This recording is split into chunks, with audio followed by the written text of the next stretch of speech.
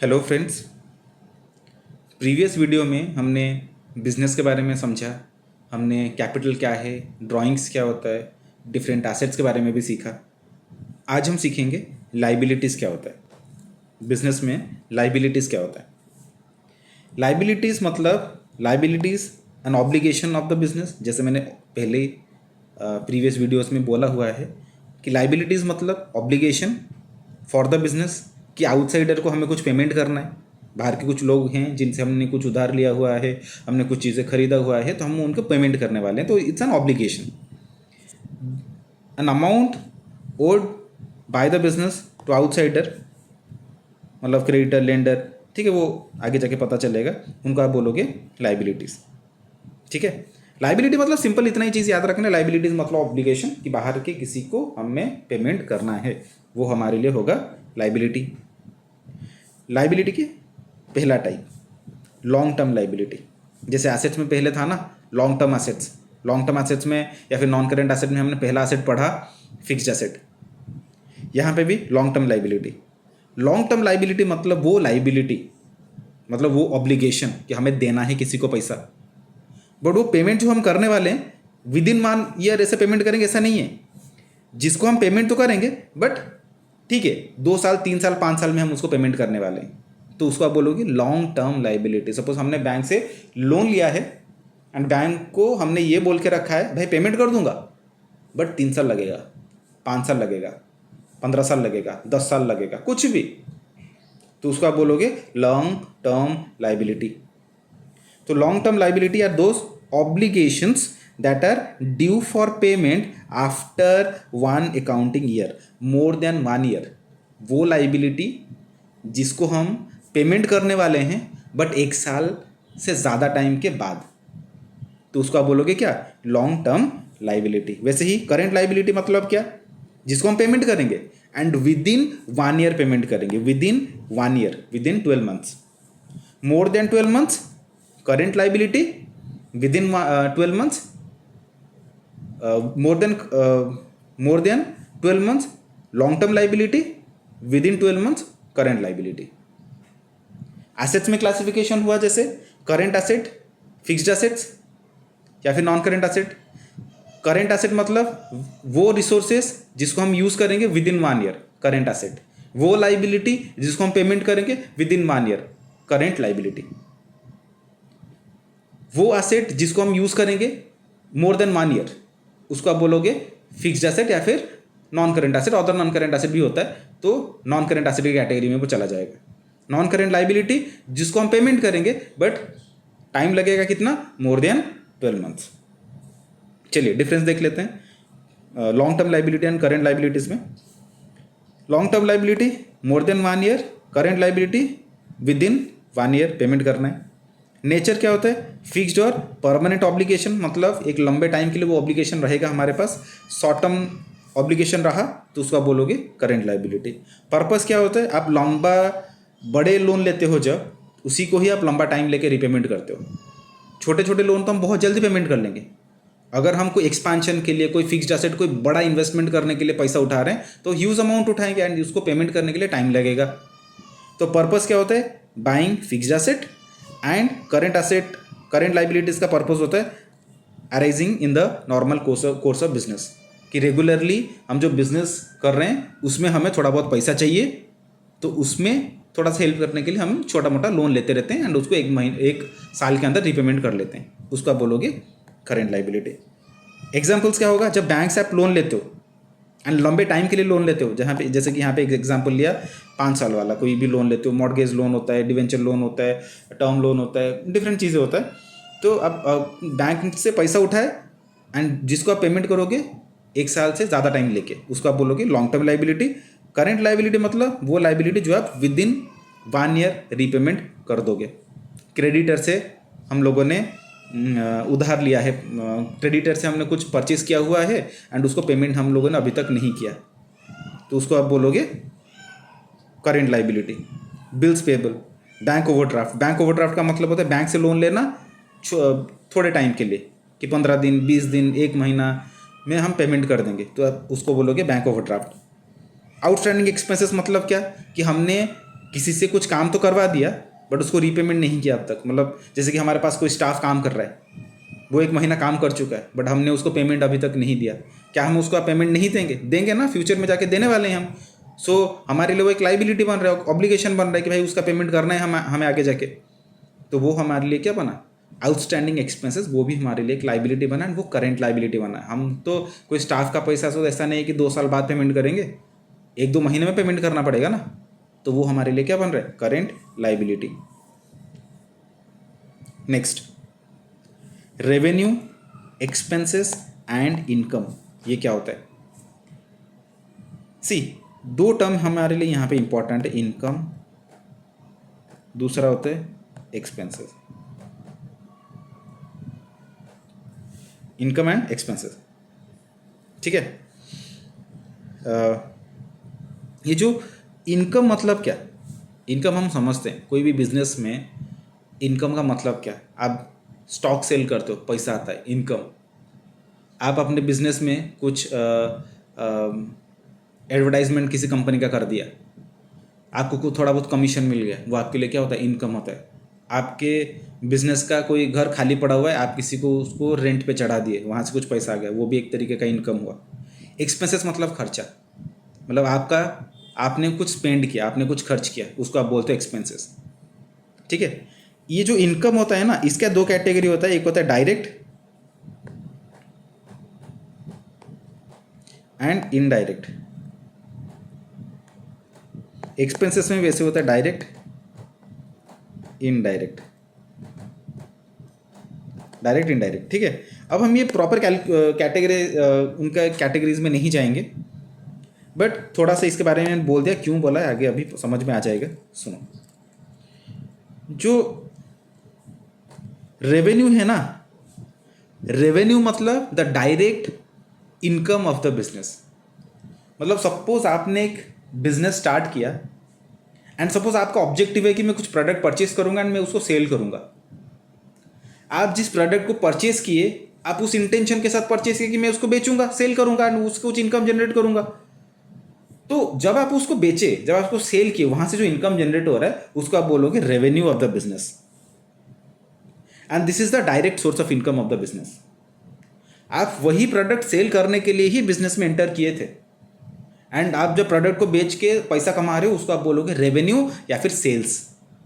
Revenue को आप sales भी बोल सकते हो, ठीक है।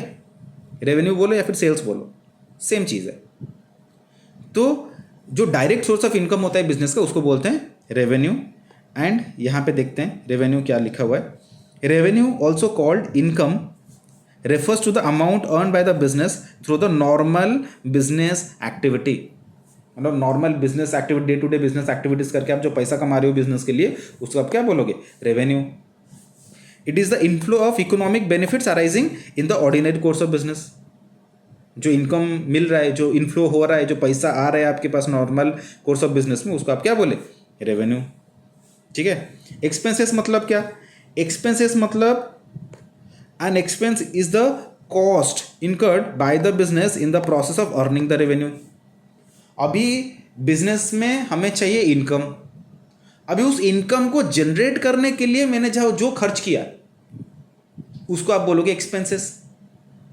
जैसे कि मैं सपोज एक पेन, मेरा बिजनेस है, मैं पेन परचेस करता हूँ, सेल करता हूँ। अब जब मैं पेन को बेचा, सपोज एक पेन को मैंने 30 रुपये में बेचा, वो मेरे लिए इनकम बना, रेवेन्यू उसको बोलेंगे। बट वो पेन मैं खरीद के लाऊंगा तभी जाके उसको बेचूंगा ना। कितने में खरीदा, सपोज मैंने 25 में खरीदा, that 25 rupees is my expenditure, expenses. There is a little bit difference between expenditure and expenses, मैं आगे बता दूंगा। बट इनकम मतलब वो जो 30 रुपये हमने सेल करके जनरेट किया एंड जो 25 रुपये का हमने पेन खरीदा, उसको आप बोलोगे आपके लिए एक्सपेंस। तो एक्सपेंसेस करते हैं हम इसीलिए ताकि इनकम जनरेट हो पाए। अगर आप खर्च नहीं करोगे तो पैसा कहां से कमाओगे। तो इसीलिए यहां पे लिखा हुआ है an expense is the cost incurred by the business in the process of earning revenue. Revenue earn करने के प्रोसेस में जो हम खर्च कर लेते हैं उसी को एक्सपेंसेस बोलते हैं। A key distinction, an expenses is different from capital expenditure. अच्छा ठीक है, यहाँ पे एक चीज़ मैं बता देता हूँ, capital expenditure and revenue expenditure का मतलब क्या। एक्सपेंडिचर मतलब कोई भी अमाउंट आप खर्च कर रहे हो तो आपके लिए एक्सपेंडिचर होता है। अब बड़ा बड़ा अमाउंट खर्च करो या फिर छोटा मोटा अमाउंट खर्च करो, सारे आपके लिए क्या होते हैं, एक्सपेंडिचर होते हैं, ठीक है। बट जो एक्सपेंडिचर है उसका दो कैटेगरी बना, एक है कैपिटल एक्सपेंडिचर, दूसरा होता है रेवेन्यू एक्सपेंडिचर।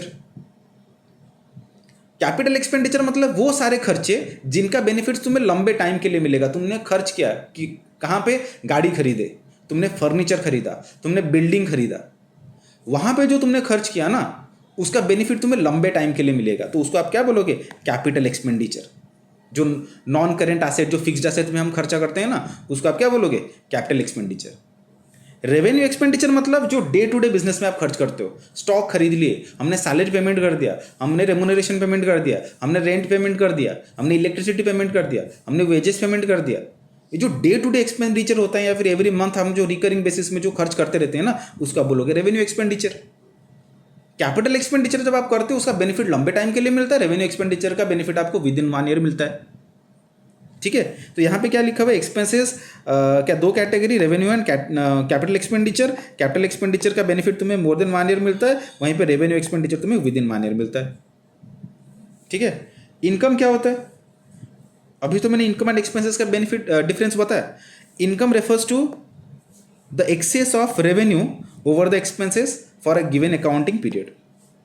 ये यहाँ पे इनकम का मतलब होता है प्रॉफिट, यहाँ पे प्रॉफिट के सेंस में ये बोला हुआ है। रेवेन्यू मतलब क्या हुआ हमारा, रेवेन्यू मतलब हुआ हमारा सेल्स या फिर direct source of earning of the business. Profit and loss का मतलब क्या, जब हमारा सेल्स ज़्यादा एक्सपेंसेस कम प्रॉफिट, एक्सपेंसेस ज़्यादा सेल्स कम इनकम कम, तो वहाँ पे हुआ हमारा लॉस, ठीक है। तो यहाँ पे वही बोला हुआ है कि प्रॉफिट कहाँ पे होगा, जहाँ पे रेवेन्यू ज़्यादा एक्सपेंसेस कम, एंड लॉस कहाँ पे होगा, जहाँ पे एक्सपेंसेस ज़्यादा रेवेन्यू कम, ठीक है। Then debtors and creditor, this is one of the most important terms, वो सीखना है। डेटर क्या होता है, क्रेडिटर क्या होता है, स्टोरी समझते हैं।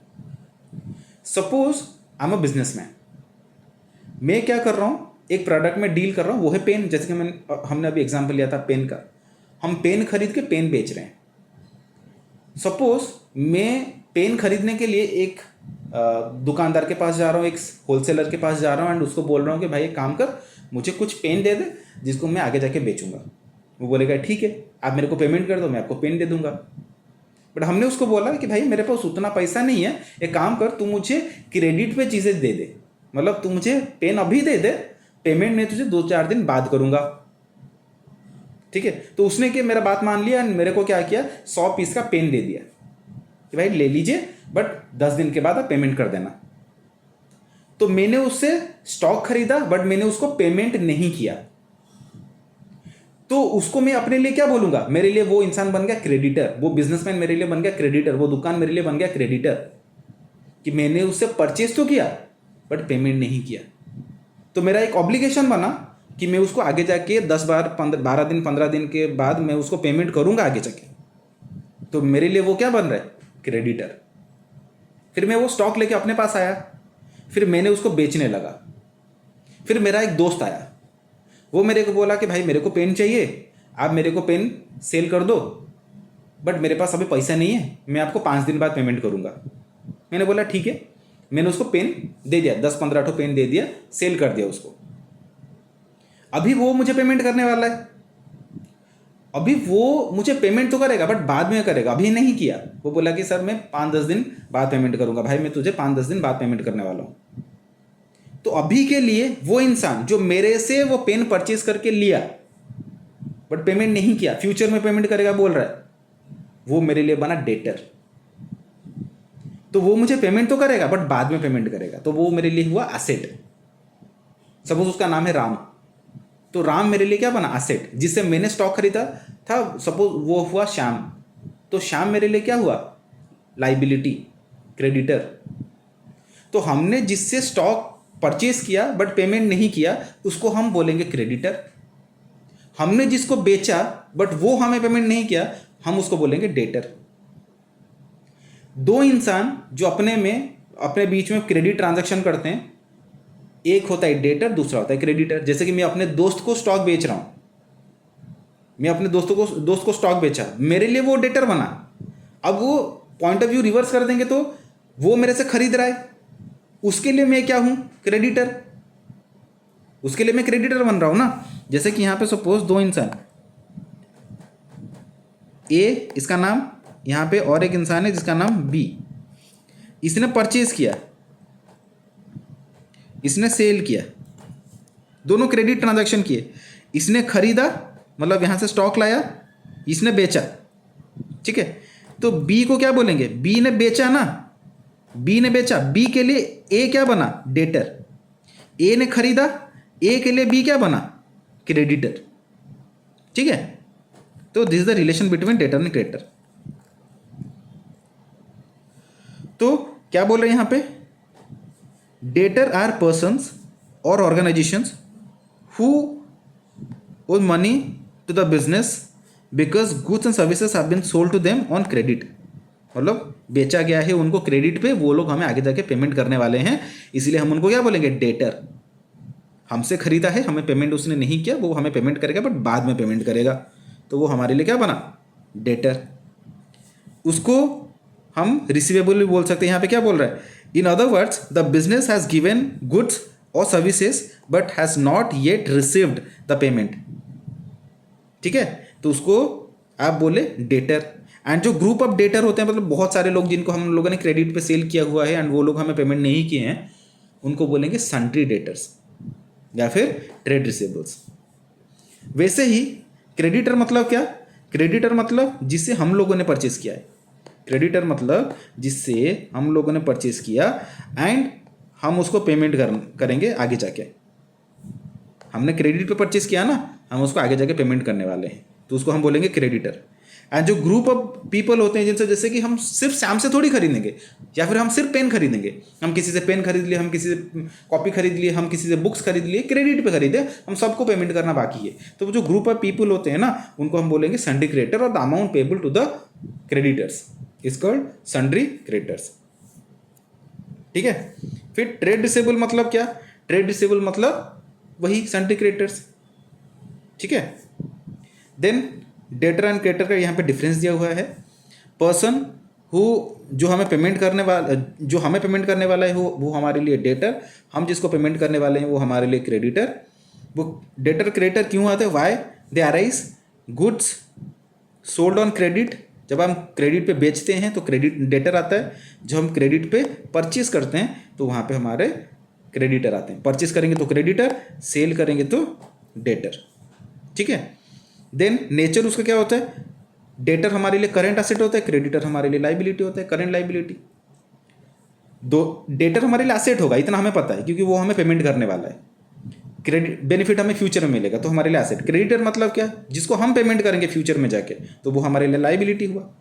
बट ये जो एसेट और लाइबिलिटी बन रहे हैं, ये एसेट लाइबिलिटी क्या हम 1-2 साल बाद पेमेंट करेंगे, नहीं, विद इन 1 ईयर पेमेंट कर लेंगे, तो इसलिए वो होंगे करंट एसेट या फिर करंट लाइबिलिटी। तो डेटर हमारे लिए बना करंट एसेट, क्रेडिटर हमारे लिए बना करंट लाइबिलिटी। कहाँ पे दिखाएंगे, बैलेंस शीट में दिखाएंगे, ये तुम्हें आगे जाके समझ में आएगा कि कैसे क्या करना है। डेटर को हम ट्रेड रिसीवेबल्स बोल सकते हैं, क्रेडिटर को ट्रेड पेएबल्स बोल सकते हैं। एंड ये तो एक एग्जाम्पल दिया हुआ है, मैंने तो एग्जाम्पल देके ही समझाया, ठीक है। तो यहाँ तक हम समझ गए डेटर एंड क्रेडिटर क्या होता है।